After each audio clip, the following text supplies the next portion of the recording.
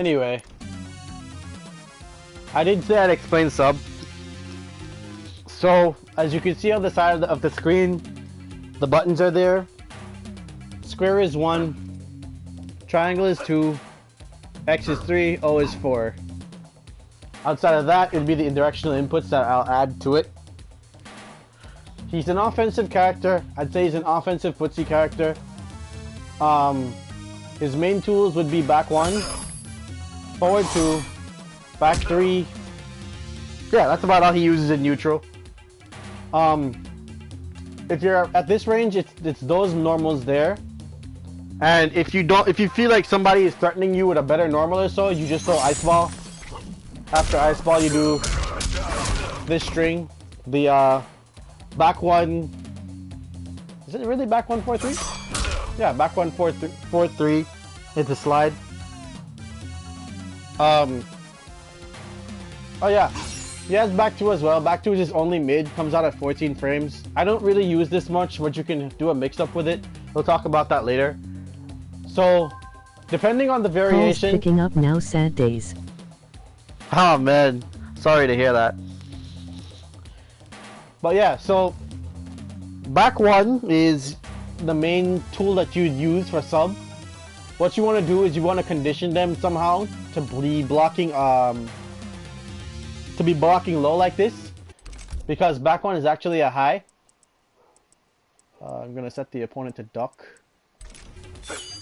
so you can always duck this, and that's pretty bad because in this game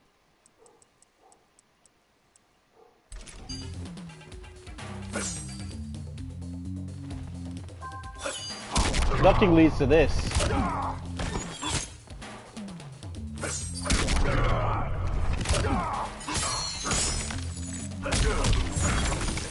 Yeah, you get what I'm trying to show you. Ducking leads to that. Depending on what you do.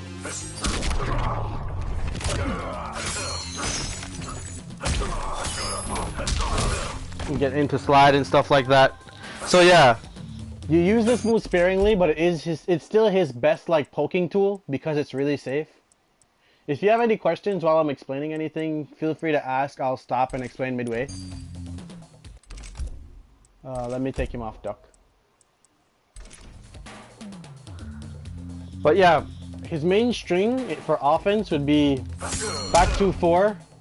You mix it up with what we call stagger pressure. Stagger pressure is basically when a string has extensions to it. So you have back 4-3, but you don't do the back 4-3. You do back 1-4 like that, and then you continue pressuring with other normals, or you pressure them with grabs. And when they catch on to that, you start finishing the string. So that's his main tool. Outside of that, he uses forward 2. Forward 2 has more range than back 1. So I'm going to be back here. As you can see, this has way more range. It has a finishing... Oh, not finishing. It has an extension to it with 4. So you do this. This has a crushing blow linked to it. If you do the crushing blow... Well, alright, here's how you do the crushing blow. If they do a normal or so, if you punish some normal for them, or you counter hit them, it comes out. Depending on the variation, you have extensions to this as well. As you saw me doing earlier, I'm doing the Rising Ice. But in another variation that I'll show you in a second, you don't have to do that. But basically, the Rising Ice gives you more damage.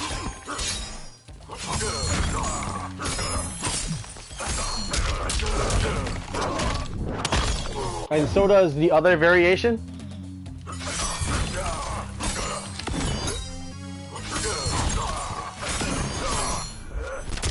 See? So he can get stuff like that off with that Rising Ice combo.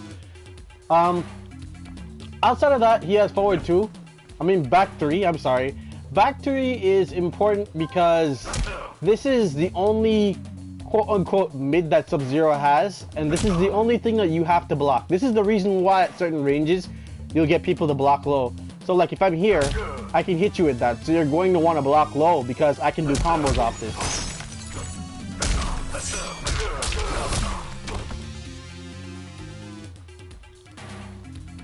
It has a full string that's it's back 3, 2, 1.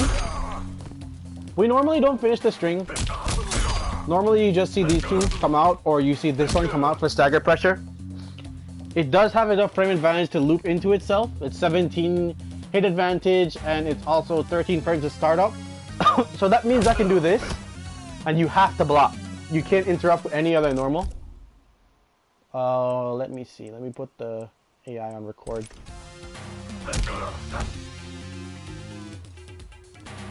So he's hitting me, and you can see that I'm mashing normals here.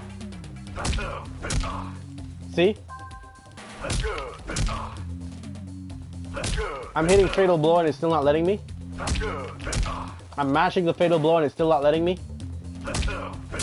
Mashing down 2, the normal just came out. You have to respect that. So you are forced to block low in that scenario there. Oh, right, since this variation is here, I can actually show you the other extension. If you have enhanced ice ball, this combos. But if you don't have enhanced ice ball, this is what happens. As you can see, Sub-Zero can block. So basically you want to make sure you have a way to extend combos, and I'll explain why in a little bit. But those are the main normals that you use for Sub-Zero. The main one that I always go to is back 3. This is just really important for him. And I usually stagger this a lot because people are usually expecting this as his main hit confirm, the back 3-2. So I usually just do this, let them block, throw, let them block, you know, jail them into something because they're going to block here again.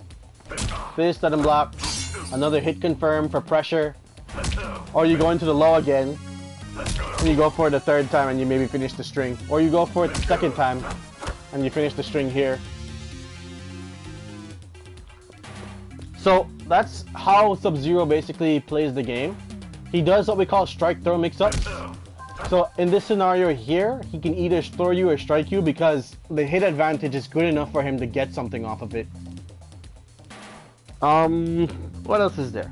Yeah, I think that covers his neutral. And I've basically explained his pressure tools. Depending on the variation, Sub-Zero also has a vortex or a 50-50 chance, or reset, whatever you want to call it. You basically do the reset by doing any hit confirm into Ice Ball. Oh, right. We should talk about his specials. We'll do that now. So Ice Ball is his other neutral tool. Ice Ball basically is the I don't want to deal with whatever you're doing, so I'm going to freeze you move. It hits high, so you can duck it.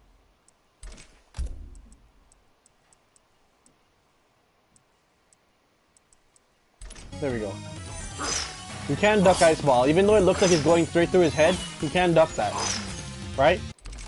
But the exception to the rule is if they have the enhanced Ice Ball. That's just a totally different beast in and of itself, and I'll show you why. The enhanced Ice Ball hits mid. So if you're really trying to get somebody to respect your spacing or anything like that, you can always play with that that piece of equipment. But anyway, getting back to the Ice Ball. It's a very slow to start up move, and it has a lot of recovery, but it's worth all of the trouble that you go through with it, because say this Sub-Zero is getting used to me walking up to this range and pressuring him with 2. And we reset the neutral back to this range here, right? I'm gonna set him to record. He's gonna hit me with that. If I walk back a little bit, I get a free freeze here, and I can do what I want to do. And this is basically how you play Sub-Zero. You want to play at a range where you don't have to worry about what they're doing, and you can punish them for doing stuff.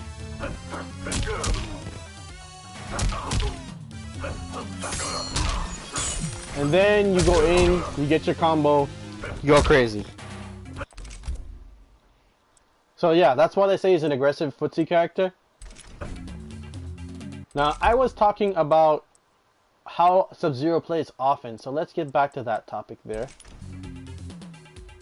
Ice Ball is the main crux of Sub-Zero's offense, because this gives you a chance to jump in and do what you want after it, and you can get a combo here.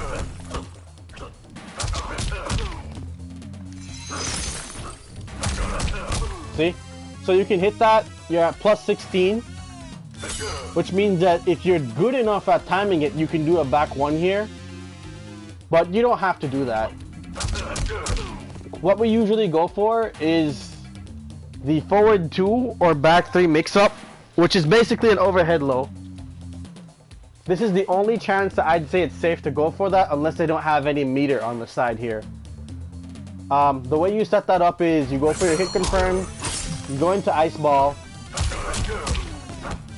you go for that there.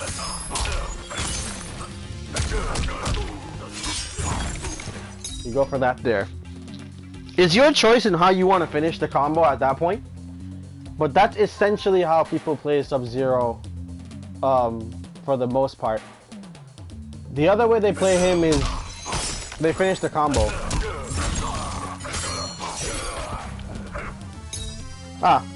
Maybe I should talk about this. Well, yeah, that's essentially how you play offense with Sub-Zero. Defense with him is pretty standard. That's when you start using standing 2, down 1, down 3. Down 3 is 9 frames, down 1 is 6, standing 1 is 8, and his standing 2 is also 8. What you would do in those situations basically is, you know, if you see a gap in their string, depending on where the gap is going to take you, you're going to press down 1. Down 1 basically jails into itself, and what that means is if you are crouching, I know I'm using crouch a lot, but crouch is very important in this game because you could duck certain moves, you know. So if he is crouching,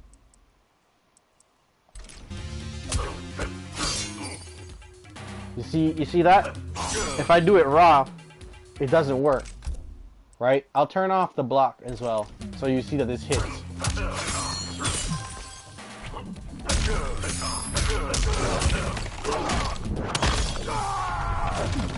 That's what we call a jail. When you jail someone, you force them to block whatever you're doing. See? This frame advantage that you get here. Look at how this kick goes into his head. Now he has to take it. You can jail with the down 3 as well. See? But not everything jails. It's not like for free. So you have to be pretty cautious of what you're using to jail. This is why I recommend using 2-1. So maybe we should talk about 2-1 now.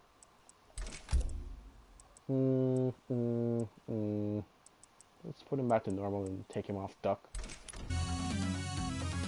2-1 is what we call a hit confirm. Anybody who's played any other fighting game would know what a hit confirm is. But essentially, it's how we determine what we're going to do. I think the standard flow for a fight is neutral, advantage, do something else. Now, there's 2 types of advantage. There's guaranteed advantage, which is basically when you get a combo into a knockdown, I can guarantee everything that's going to happen at this point. To a degree. The only thing that changes here is the fact that this person may or may not block what I'm doing.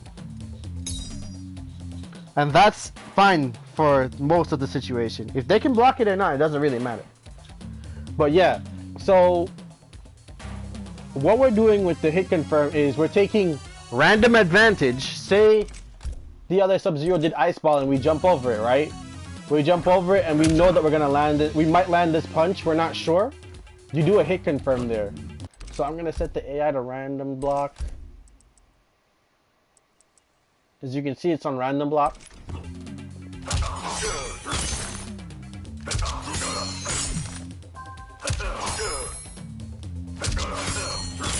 Block.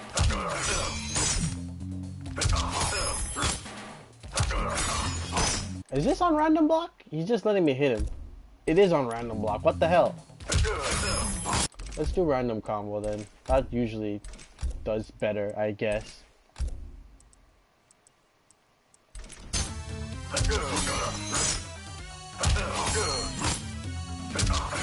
Wow, he's really just not blocking this.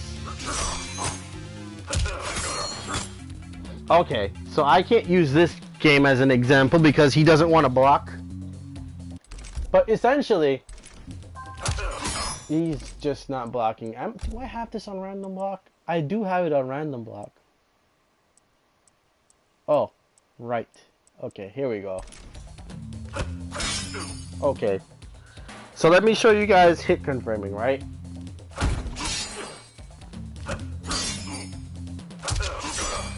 So in this instance, what you see is me narrowing the amount of guessing that I have to do, right?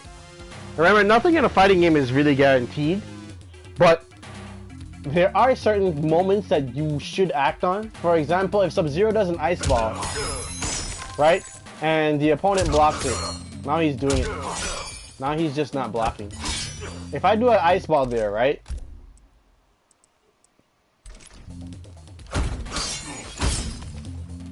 I'm negative 15. And I'm in range for him to do something ridiculous to me. He can do standing 1. I mean, he can do standing 3 into whatever he wants. He can do back 3, 2 into whatever he wants. He's guaranteed these situations because I'm giving up that much frame advantage. So that's the point of a hit confirm. And I'll show you how we practice the hit confirm. As you can see, we have it on random attack, random combo, whatever. If the move that you can react to hits, you finish the combo, right?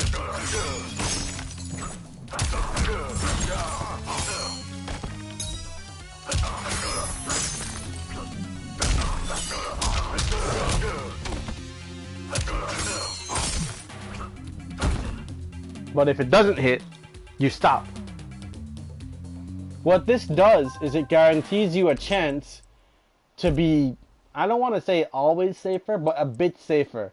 So all they get in return is a chance to guess on how to properly attack you afterwards. And again, you can still cheat a turn here because you're only using this 2-1 and you're not using 2-1-2. 2-1-2 is how you end the string. It's only -4. You can do what you want after that, but it also has a gap in it. So it's up to the opponent to interact with that how they want to interact with it, essentially.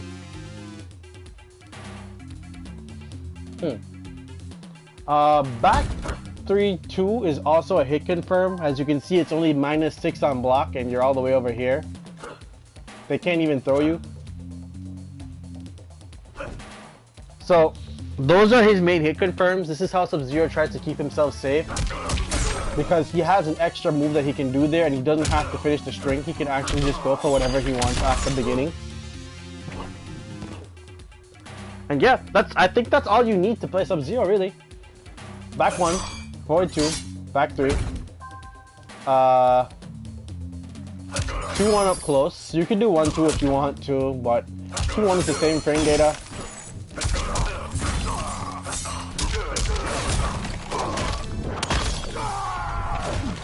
Yeah, 2-1's the same frame data, and you get retarded stuff off of it anyway. So there's no real point in using this because you can't hit confirm it. It's that fast, and the window to cancel, like, I can't guarantee you that I'm going to cancel this. See, you can see that I did the ice ball there. Look at the ending of the inputs, right? You can see at the ending of those inputs, I can't cancel the ice ball in the same timing that I can look at this and confirm that.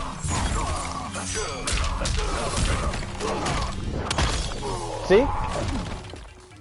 I could end up taking the same amount of damage. Now, he has one more tool, but this is pretty much after you've guaranteed that they don't know what you're going to do, right? This last tool is forward 4. This move. It's really slow, really noticeable, and I don't recommend going for it often, but the payoff is that if somebody blocks it, you're actually at +5. So I'm gonna record the dummy doing something to me.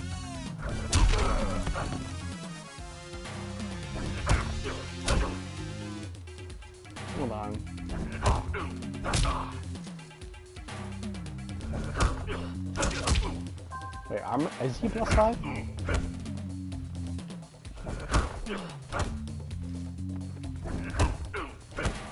They changed the frame data on it. That's crazy. That used to be +5. That's weird. They changed the frame data on it. But that used to be +5. There's no point in using this move anymore. I don't recommend it. If they made it negative, there's no real point in it. It's supposed to be there so Sub-Zero can bully his way into attacking people. Maybe I'm just reading the frame data wrong. Let me see. Maybe it's because I have the dummy doing something.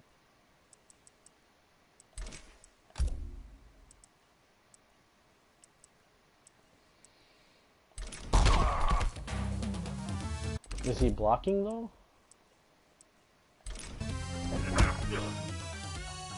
Oh, he's +4 after that. So this comes out in 9 frames. So I can down 1 here, and he can't interrupt that because it's basically a 2-frame down 1. And we all know how this goes. You try to interrupt this. I should set him to block.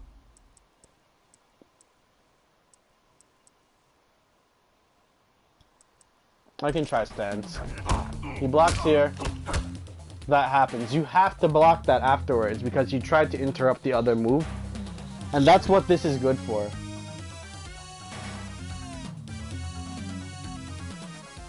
So any questions about Sub-Zero? Or do you guys get everything so far? Do you want me to explain anything again or show anything again before I get into his combos?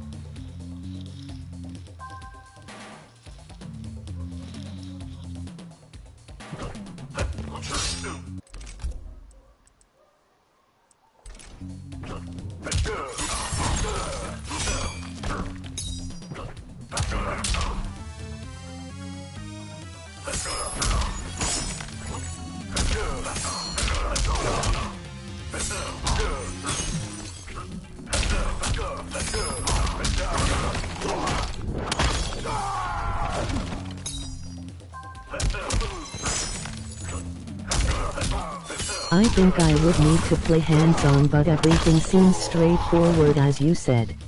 Yeah, he doesn't have any crazy stuff. His whole thing is, I think what you need to do fundamentally with him is learn to hit confirm. So with these buttons here, only this one has real risk to it. The first part by itself, we should talk about forward 2 again. Like, since I guess we can consider this more of an advanced part of forward 2, right? As you can see, this is -6, so you have 1 frame to down 1 this, right? It's technically safe. It's technically safe. And you still have the extension that you don't really have to do here, which is -19, which means that you can full combo punish. But the idea is that you use this move here for the risk factor anyway. I mean, Jesus Christ, I don't think you even get any good hit advantage off that. What is that? Dude, it's not even your turn after you hit that. You're -3, so they can always just mash down 1 here and they should win all the time. So the way people use this is a high risk, high reward tool, where if they hit, fine, I get a combo here. I'm not gonna complain about it.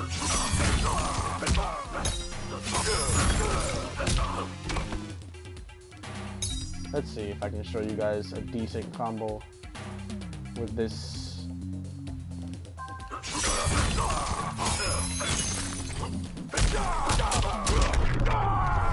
Yeah, if you hit, you get about 30%. If you don't hit,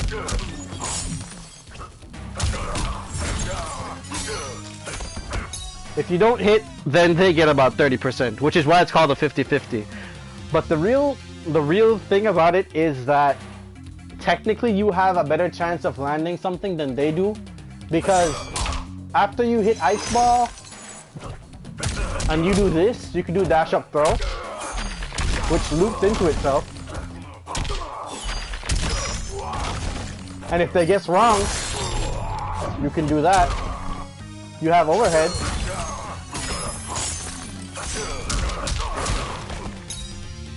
And you have low.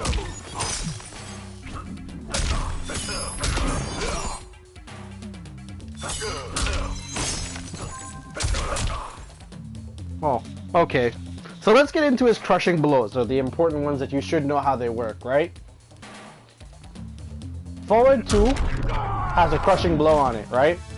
The requirements for meeting this crushing blow is that you hit 2 forward 2s in a row. And the way you do that is by doing the first one, and you do this one a second time.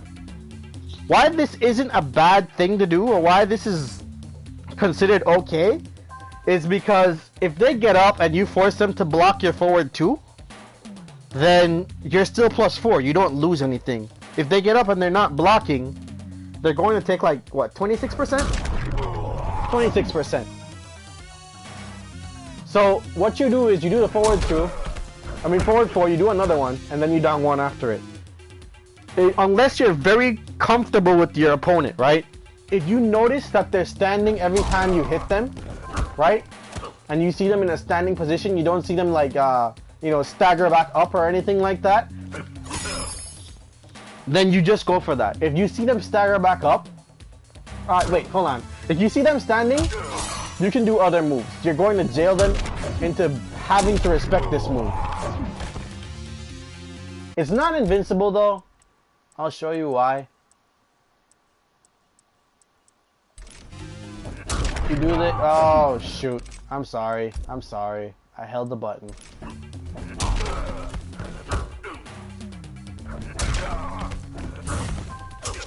And you can get out of that situation.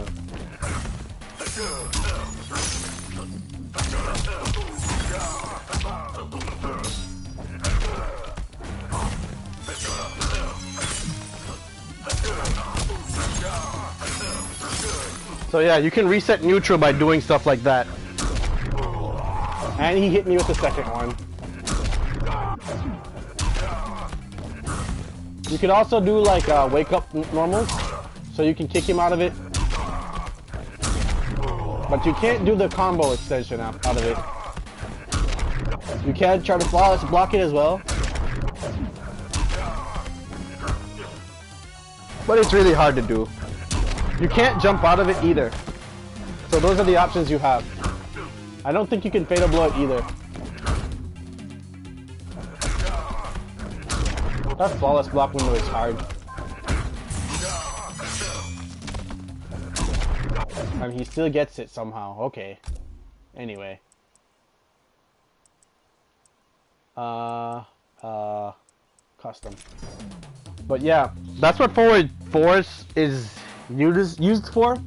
So it's a situation where if you used out a lot of their bar and you notice that they need another bar to do something, I'll show you situations where that's important in a little bit. But say this Sub-Zero player is somebody that likes to do this combo here, or they're playing with the Rising Ice, and you know they need that to extend the combo, or else it doesn't. That's all they get. What, like 8%, 80%, 87, 8%? Yeah, that's not much. So if you're dwindling the resources, you can start utilizing the kick.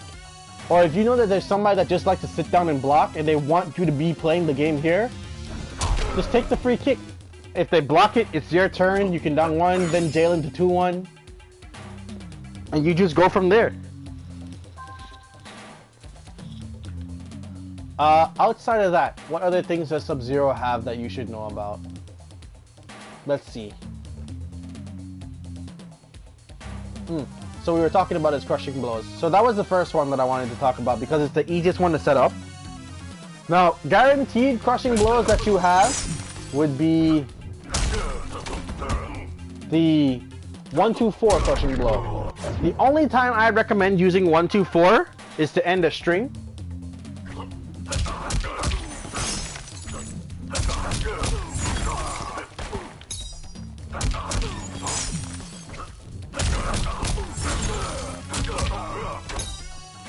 Hold on, I'll show you.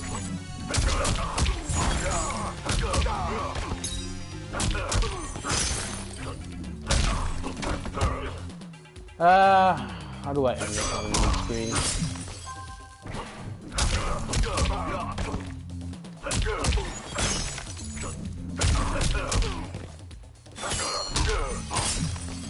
Wait, I remember now.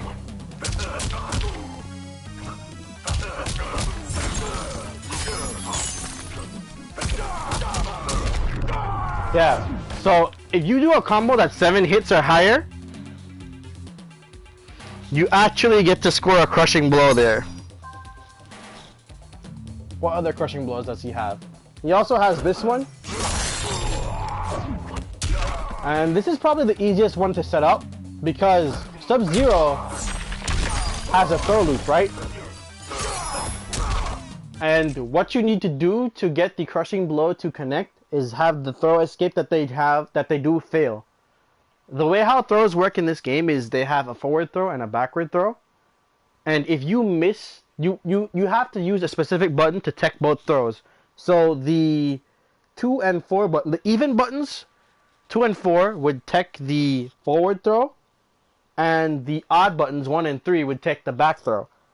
What you want to do is get them to fail their throw escape, and after they failed that, I say trying to go for it on a forward on like a forward throw. So like, I mean it's harder to do on the forward throw because they expect you to loop the throw. But what you can do is you can do forward throw, dash up, back throw, and now you have the crushing blow loaded because they're expecting you to do the throw loop, right? Maybe you've established it previously, or you've established the throw loop from an older scenario, right? Like maybe the round before that you forward throw them to death, or you went for 5 forward throws in a row and you get the first throw now and they're like, oh crap, he's gonna do that again, so I'm just gonna press triangle, I'm gonna press circle here. You just look at them and say nobody, and now you've had the crushing blow loaded up, right? So the next time you throw them, be it on a punish or you get an ice ball and you just want to end it with a throw, you get that. The other crushing blow Sub-Zero has is the universal crushing blow, and this is the only other one that I really recommend going for. Wait, I'm lying. I recommend going for the slide one as well and the overhead one. But yeah, so the universal crushing blow is this. As long as you hit the down 2 on a counter hit, it'll lead to that. As you can see, there's a drastic difference between both down 2s because you can't really combo off this unless they're a specific height. But if you get the crushing blow, you always can do that.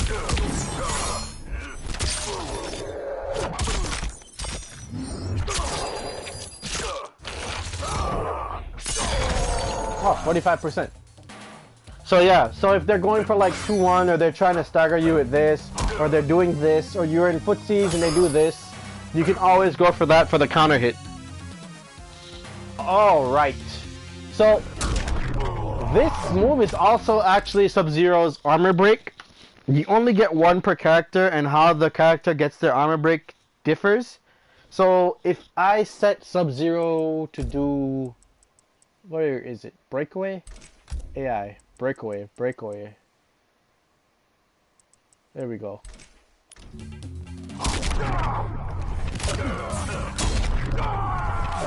You get 40% for free. And in normal situations, this is what happens. And it's his turn. So if you can react to them doing the breakaway, or you know when they're going to go for it, you break their armor and you go for that. If you don't have the breakaway though, and you just want damage, just do another down 2. Sub-Zero has to dash for it. So yeah, you take about 30% there and it's still your turn. And that's what that's for.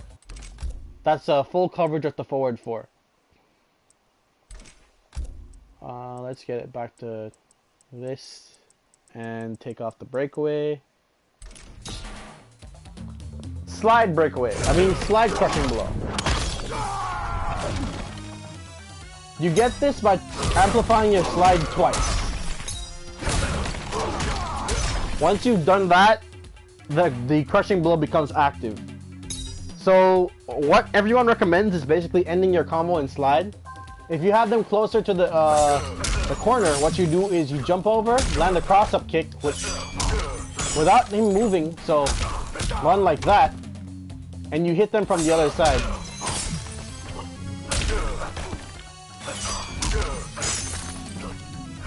I swear it's not this hard.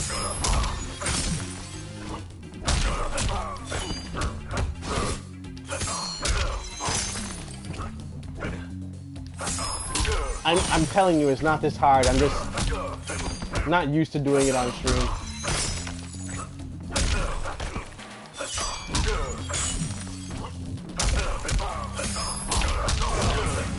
So you grab them there, basically. That's the full combo. You practice that one right there, and it keeps them going the same direction.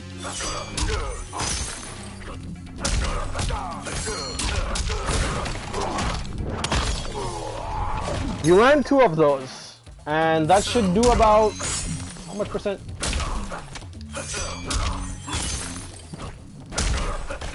Really? Oh my god, he didn't even kick that time.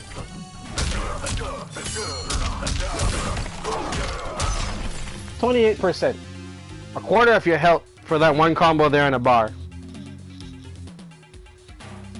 So you can do that there, or you can do something that I should practice but I don't practice, and I'll show you it.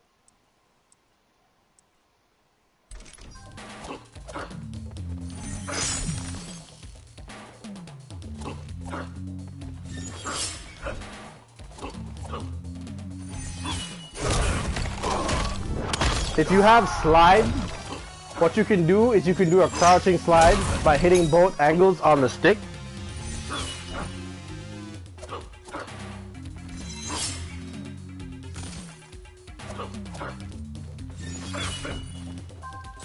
And it doesn't take you out the duck position.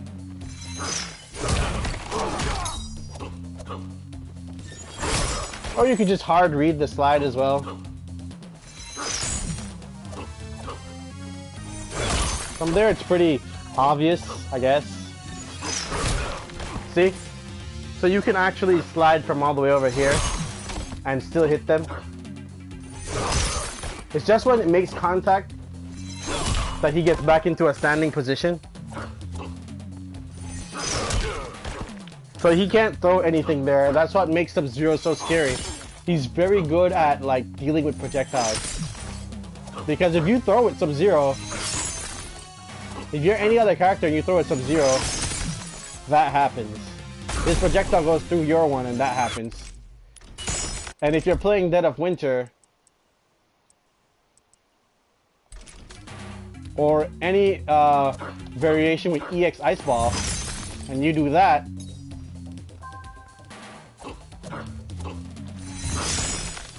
his projectile is going to eat your one and still keep traveling and hit you.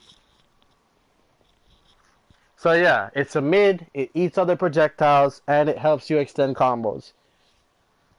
That's what that's good for. And I guess we could talk about Dead of Winter after I cover one more crushing blow, I think. Or have I covered all the crushing blows? I think I covered all the crushing blows. Yeah, I covered slide, I covered that one. So the last thing you need to know is what the $5 Sub-Zeros they do. And I call them $5 Sub-Zeros because how they play is really cheap.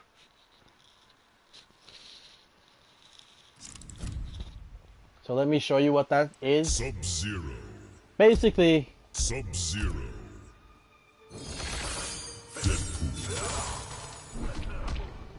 Sub-Zero has what we call a vortex. And for those of you who have never heard of a vortex before, a vortex is a situation where if the opponent lands an attack, it puts you back in the same situation again. So, Dead of Winter Sub-Zero, when he hits this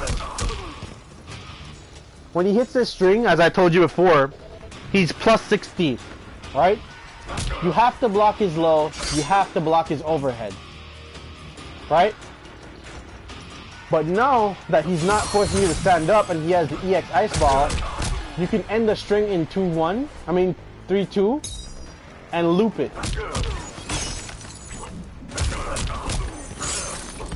So you can do, like, give me a second here. Into the ice ball. You go into that string there. It's -6 if they block. You don't really have to play the game at that point. You can just duck here or something if you want. But let me take him off block so I can show you really what this looks like.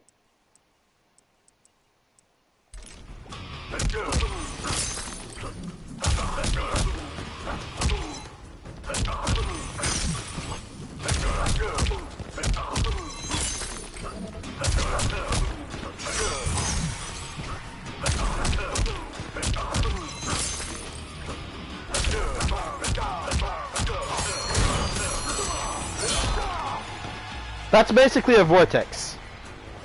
Every time when he does the ice ball and he ends with 2-3, you have to guess. Now, you can fuzzy it because there's a 6-frame window between the two moves, but as I've showed you guys before, he has other loopable offensive tools. So he can do throw, and you can consider this a vortex because he can just throw you again.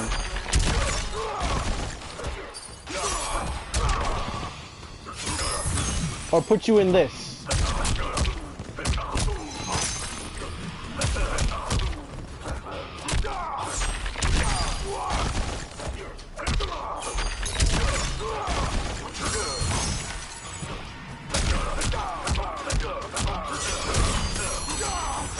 And you're probably gonna die from that.